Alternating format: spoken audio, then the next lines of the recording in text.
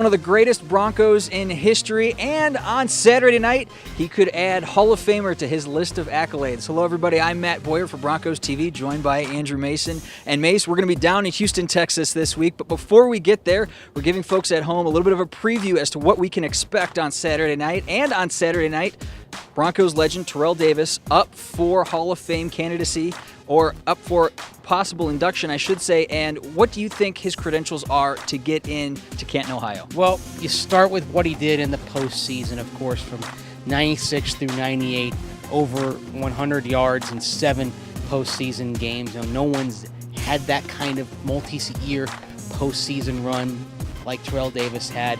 He's the only player in NFL history with a league MVP, a Super Bowl MVP, and a 2,000-yard rushing season. We all know about the injuries he had before then, but his peak was as great as any peak any running back has ever had.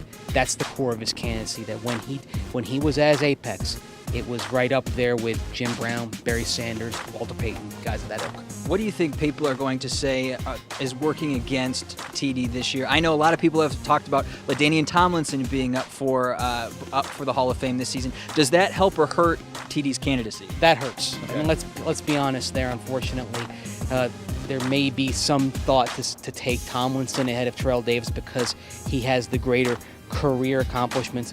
But that's because he had a longer career because he was able to stay healthy. Terrell Davis only played 7 seasons, no fault of his own. It was because of injuries. And when you really look at what Davis did on a per game basis, on a per season basis, I like to look at a combination of stats. I look at he had more than 60 touchdowns. He had more than 4.5 yards per carry. He had over 7,000 yards, and he averaged over 90 yards per regular season game. There are only 2 retired players other than Terrell Davis who have that combination of numbers, Jim Brown and Barry Sanders. And if you include postseason, only Jim Brown joins Terrell Davis as averaging over 100 yards per game postseason, regular season for his career. To me, Terrell Davis is a slam dunk, but I think the longevity thing continues to work against him and may work against him against Tomlinson this weekend. Hard to believe when you hear names like Jim Brown and Barry Sanders.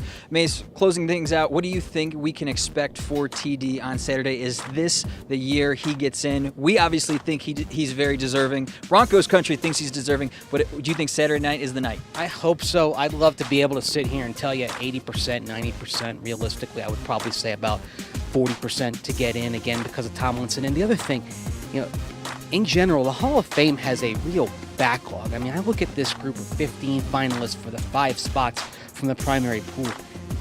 13 of those guys are legitimate Hall of Famers in my estimation. And it's nothing against TD if he doesn't get in. Ditto for John Lynch, who we've discussed. Nothing against those guys. I think they're clearly Hall of Famers. There's just not enough spots, and the backlog just seems to keep growing and growing. And then when you put a Tomlinson in there, and they're talking about Tomlinson versus TD, and they're measuring their merits against each other, fair or not, that can work against him. So, I've had the long-standing proposal of a once-a-decade class of 17 to commemorate the 1963 Hall of Fame class, the first Hall of Fame class. Something has to be done because whether it's TD, John Lynch, or others, plenty of deserving candidates are going to be left out on Saturday night. All of those guys deserving. LT and TD, both very, very deserving candidates. We certainly hope it will be good news for Terrell Davis on Saturday night, and we will be there in Houston, Texas. Be sure to follow along on denverbroncos.com. Mace will have the written word. I will have the video reports covered, but until then, we will see you in Houston, Texas.